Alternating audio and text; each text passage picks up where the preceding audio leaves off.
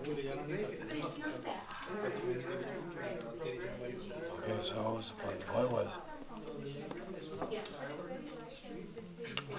They want religion, dharma, artha, economic development, artha, kama, sense gratification. Then when they're frustrated, because they will be frustrated, it's not that they'll get sense gratification exactly the way they want it. The body gets old, diseased. So then what? What to do then? Then moksha, okay, now let's get salvation here.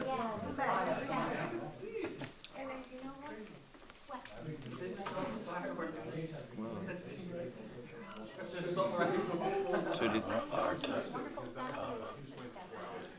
What do they want economic development for? So they can have sense gratification.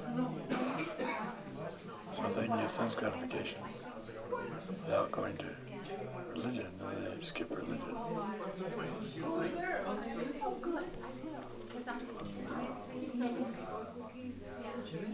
they go for so-called moksha.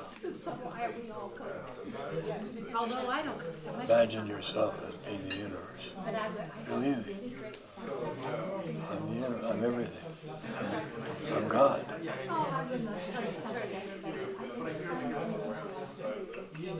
I failed to be, I didn't become a successful businessman. I didn't make $1 million. It's okay, I'll become God. Meditation. It costs a few dollars to meditate. To become God.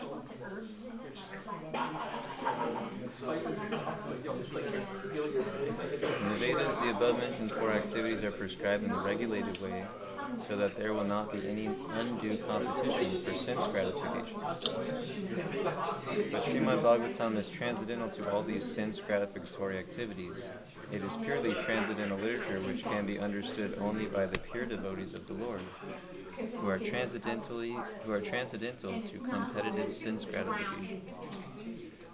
In the material world, there is keen competition between animal and animal, man and man, community and community, nation and nation, but the devotees of the Lord rise above such competitions. Because they use only what they need for serving Krishna. They take the minimum to keep the body and soul together. They don't take excess. Like the bird. If there's a bag of grains, a bird will come and take a little bit and go away. A man will take a whole bag, stock it. It takes more than he needs, but the bird just takes what he needs. But a devotee may take the whole bag, but he'll distribute it for everybody. He doesn't take it just for himself. He distributes it for himself. But the devotees of the Lord rise above such competitions. They do not compete with the materialists because they are on the path back to Godhead where life is eternal and blissful. Yeah, they're not trying to get their women. In the material world, everyone's trying for the same women. Some beautiful one, everyone wants to look beautiful. There's competition. They want the big house, big car, the big money, big job, big fame, big band, big everything. Everyone's competing. The devotee doesn't want fame, not dhanam, not janam, sundaram, kavitamba, jagadishikam. He just wants devotional service, so he's not in the competition. That's why devotees are popular. Tirad, what is it? Tirad, Hirajana, Priyo, Priyakaro, Nirvatsaro, Pujita. Because they're not envious of anyone. The 6 Goswamis are popular with the ruffians as well as the devotees. Because they're not envious, they're not trying to get anything from anybody. They're not trying to compete for money or for women or for fame or position.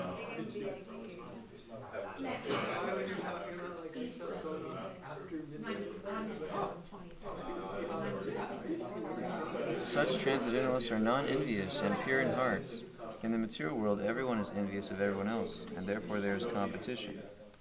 But the transcendental devotees of the Lord are not only free from material envy, but are well-wishers to everyone, and they strive to establish competitionless society with God in the center.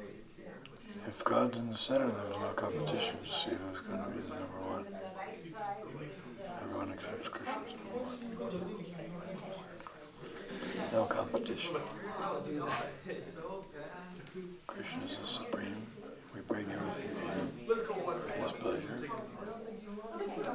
And we're all servants. And one servant is happy to serve another servant. Like the best devotee is Srimati Radharani. She's always serving all the other devotees.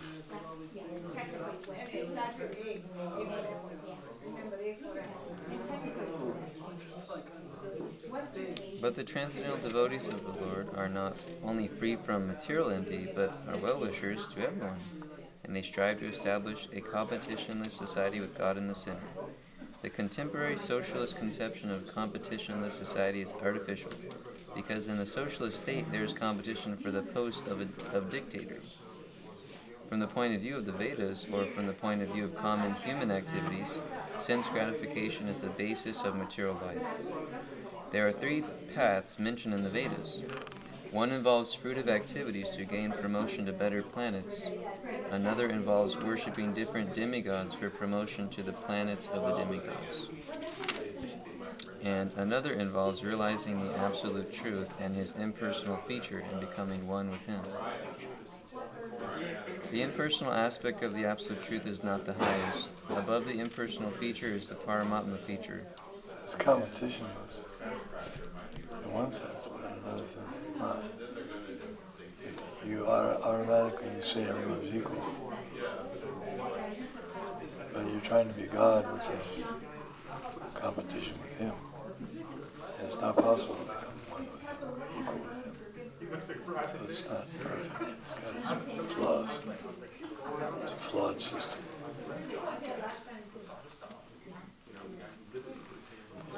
Because God is equal to us in quality, but not in quantity, so you can't make it all work. How can you say it's all one? How can you be so proud to say I'm equal with God? You're not equal with God, and you don't cease to exist. The soul exists eternally, individually. So there's no question of becoming God.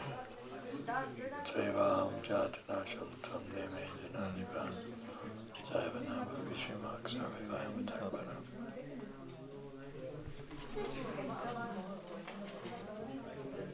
Are they having kirtan now? No. Looks like everyone is. Saying goodbye is taking a position in kirtan.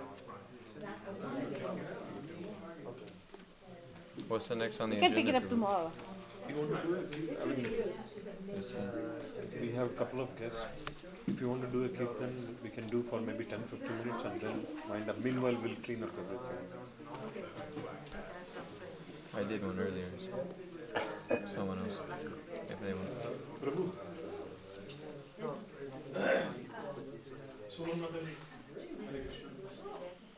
And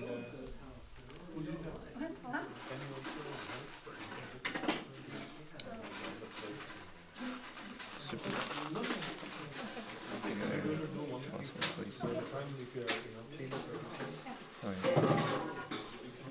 Srimad Bhagavatam gives information about the absolute truth and his personal feature. It is higher than the impersonalist literatures, and higher than the Jnana-Kand division of the Vedas. It is even higher than the Karma-Kand division, and even higher than the Upasana-Kand division, because it recommends the worship of the Supreme Personality of Godhead, Lord Shri Krishna.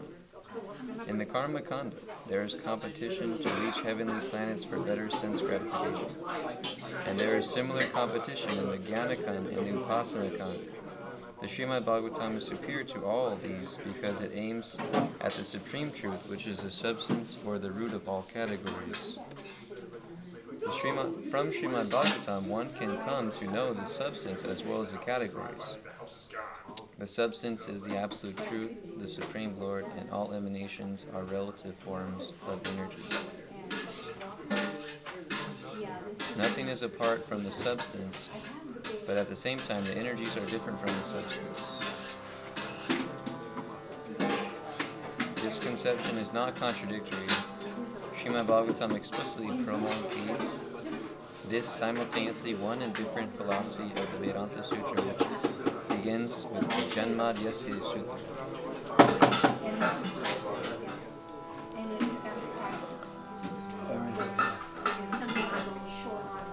Everything comes from him.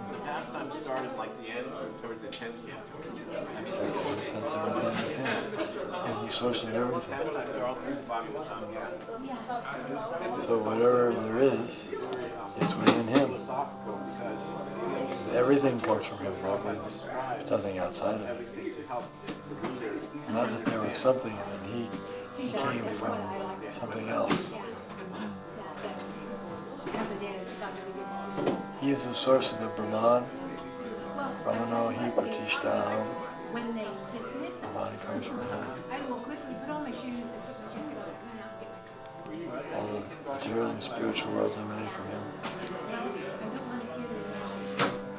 So there's nothing that doesn't emanate from him. Nothing that's outside of him.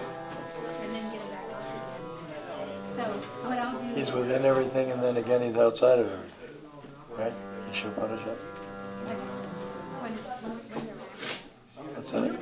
Tadejati, Tanajati. He's far away, but he's very near as well. He's within everything. Tarantike. Tanejati, Tanajati, Tadure, Tarantike. Tarantarasya Sarvasya. Saru Sarvasya Sivayata. Within everything. He's within everything and then again he's outside of everything.